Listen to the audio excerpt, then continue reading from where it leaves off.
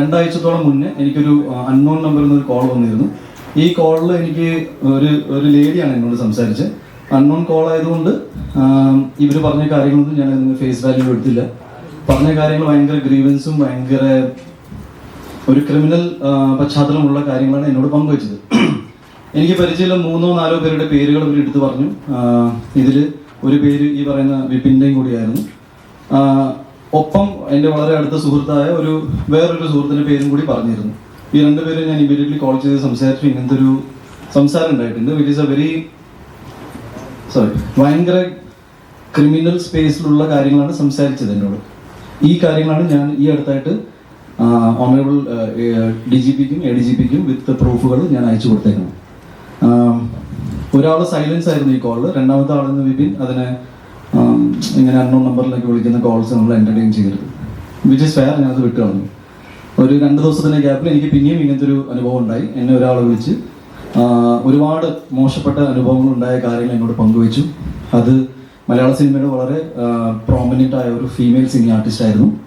അവരെന്നോട് ഇവർക്ക് ഉണ്ടായ മോശപ്പെട്ട അനുഭവങ്ങൾ എന്നെക്കുറിച്ച് പറഞ്ഞ വളരെ എനിക്ക് ഒരിക്കലും ഉൾക്കൊള്ളാൻ പറ്റാത്ത ചില കാര്യങ്ങൾ ഈ വ്യക്തിയുടെ ദാറ്റ് ഈസ് വിപിൻ എന്ന് പറയുന്ന എൻ്റെ സോക്കോൾ മാനേജർ ആയിരുന്നു എന്ന് അവകാശപ്പെടുന്ന വ്യക്തി പങ്കുവെച്ച കാര്യങ്ങളാണ് എന്നോട് പറഞ്ഞത്. എൻ്റെ സ്വഭാവം വെച്ച് ഞാൻ ജെനുവിൻലി ഫസ്റ്റ് ഫോൺ കോൾ ഇയാൾക്ക് തന്നെയാണ് വിളിക്കാറ്. ഞാൻ അങ്ങനെ ക്രോസ് ചെക്ക് ചെയ്യാനോ മറ്റും നിൽക്കാറില്ല. എന്നാൽ എൻ്റെ വളരെ വേണ്ടപ്പെട്ട ഒരു ഡയറക്ടർ സുഹൃത്തിനോട് ഞാൻ ഈ കാര്യം പങ്കുവെച്ചു. ഇങ്ങനെ ഒരു സംഭവം ഉണ്ടായിട്ടുണ്ട്, ഞാൻ എന്താ ചെയ്യേണ്ടതെന്ന്. ഈ ഡയറക്ടർ ഈ പറയുന്ന സുഹൃത്തിനെ വിളിക്കുന്നു. ഇവർ തമ്മിൽ സംസാരം ഉണ്ടായി. അയാൾ മാപ്പ് പറഞ്ഞു എന്ന് പറഞ്ഞിട്ട് എൻ്റെ ഡയറക്ടർ സുഹൃത്ത് തിരിച്ചു വിളിച്ചു. ഉണ്ണി നേരിട്ട് പോയി സംസാരിക്കണം, ഈ ഇഷ്യൂ ഇവിടെ തന്നെ സോൾവ് ചെയ്യണമെന്ന് പറഞ്ഞു. ഇതിൻ്റെ ഭാഗമായിട്ടാണ് ഞാൻ ഈ പറഞ്ഞ ഇഷ്യൂ ഉണ്ടായ സ്ഥലത്തേക്ക് ഞാൻ പോകുന്നത്. ദാറ്റ് ഈസ് വിപിൻ കുമാർ എന്ന വ്യക്തി ഇയാളോട് മാപ്പ് പറഞ്ഞു. Is sorry for what has happened എന്ന് മാപ്പ് പറഞ്ഞതുകൊണ്ട് അത് എന്നോട് നേരിട്ട് പറഞ്ഞാൽ നന്നായിരിക്കും എന്നാണ് എനിക്ക് തോന്നി. ബിക്കോസ് ഞാൻ അയാളെ ഒരിക്കലും അയാൾ അവകാശപ്പെടുന്ന പോലെ ഒരു ഡെസിഗ്നേറ്റഡ് ലെവലിൽ നിന്നേക്കാൾ അപ്പുറത്താണ് ഞാൻ കണ്ടത്. ഞാൻ പുള്ളിയുടെ ഒരു സുഹൃത്തായിരുന്നു കണ്ടിരുന്നത്. ബിക്കോസ് ഞാൻ കുറച്ചും കൂടി ഡീവേറ്റ് ചെയ്ത് വരാം.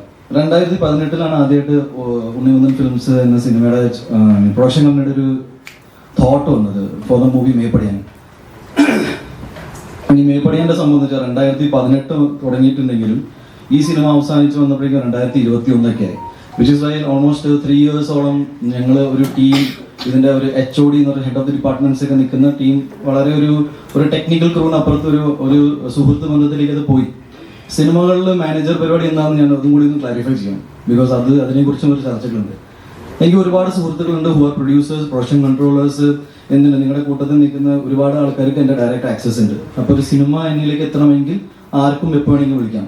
ആ കൂട്ടത്തിൽ പെടുന്ന ഒരാളെന്ന നിലയിൽ എൻ്റെ ആദ്യത്തെ സിനിമയിൽ, പ്രൊഡക്ഷൻ കമ്പനിയുടെ ആദ്യത്തെ സിനിമയിൽ 3 വർഷത്തോളം എൻ്റെ ചുറ്റും നിന്നപ്പോൾ എന്നിലേക്ക് പെട്ടെന്ന് ആക്സസ് കിട്ടാനുള്ള സാധ്യത ഇയാളിലൂടെ ഉണ്ടായിരുന്നു എന്ന് സത്യമാണ്.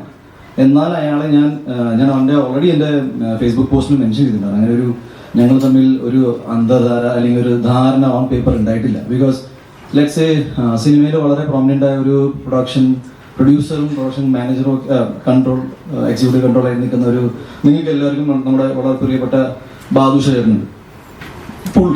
പുള്ളി നമുക്ക് കുറേ പ്രൊജക്റ്റുകൾ കൊണ്ടുവരുന്നുണ്ട്. അപ്പോൾ എനിക്ക് ഒരിക്കലും പുള്ളിനെ എൻ്റെ മാനേജറായിട്ട് കൂട്ടാൻ പറ്റില്ല. പുള്ളി ആ രീതിയില്ല. ഞാൻ അതിനെ എക്സാംപ്ലിഫൈ ചെയ്യണം വാട്ട് ഇസ് എ സിറ്റുവേഷൻ.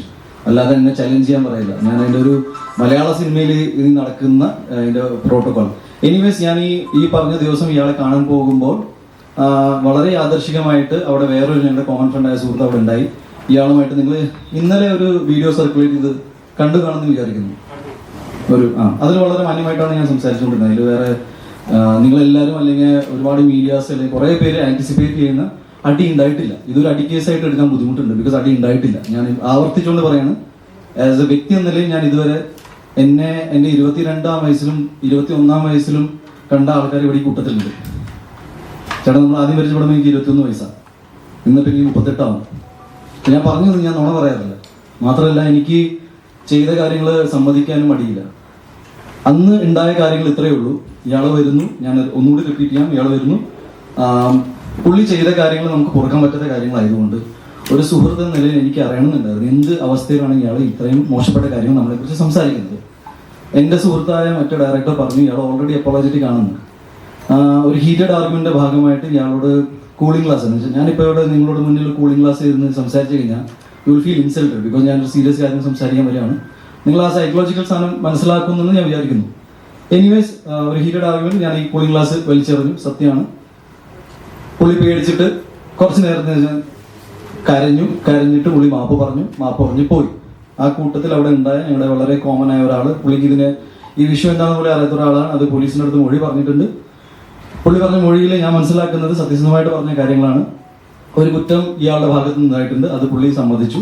അത് ഉണ്ണിയോട് ഞാൻ ആകെ ചോദിച്ചത് ഒരു റിട്ടേൺ അപ്പോളജിയാണ്. എന്താണെന്ന് വെച്ചാൽ ഇതിലുണ്ടായ പ്രോബ്ലംസ് എല്ലാം എനിക്ക് ഭാവിയിൽ ബുദ്ധിമുട്ടുണ്ടാക്കുന്ന പ്രോബ്ലംസ് ആണ്. അപ്പോൾ എന്നെ ഇതിൽ നിന്ന് ഒഴിവാക്കി തരണം എന്ന് മാത്രമാണ് പറഞ്ഞത്. മാത്രമല്ല ഇനി അങ്ങോട്ട് നമുക്ക് മുന്നോട്ട് ഒരുമിച്ച് വർക്ക് ചെയ്യാൻ പറ്റില്ല. ബിക്കോസ് ഒരു ടെക്നീഷ്യൻ ലെവലിൽ മാത്രമല്ല, ഒരു വ്യക്തി എന്ന നിലയിൽ എനിക്ക് പുള്ളിയോടൊപ്പം വർക്ക് ചെയ്യാൻ ബുദ്ധിമുട്ടാണ്. എന്നാൽ ഇതൊരു പബ്ലിക് ഡൊമൈനിൽ പോയിട്ട് പുള്ളിനെ ഡിഫെയിം ചെയ്യാനോ മറ്റൊരു കാര്യം ചെയ്യാനോ നമ്മൾ നിൽക്കുന്നുണ്ടായിരുന്നു. ബിക്കോസ് ഞങ്ങളെല്ലാവരും സുഹൃത്തുക്കളാണ് ആയിരുന്നു എന്ന് പറയാം. ഒരു വൈകുന്നേരം ആയപ്പോഴേക്കും ഇതിൽ വളരെ ബുദ്ധിമുട്ടുണ്ടാക്കുന്ന കാര്യം എന്ന് വെച്ചാൽ ഒരുപാട് പേര്, എന്നെ വ്യക്തിപരമായിട്ട് അറിയുന്ന ഒരുപാട് പേര് ഈ ഇഷ്യൂ മറച്ചിട്ട് വേറെ കൂടി കാര്യം പറയാം. ഓൾറെഡി ഒരു ഫീമെയിൽ സിനി ആർട്ടിസ്റ്റിനെ കുറിച്ച് പറഞ്ഞു കഴിഞ്ഞു.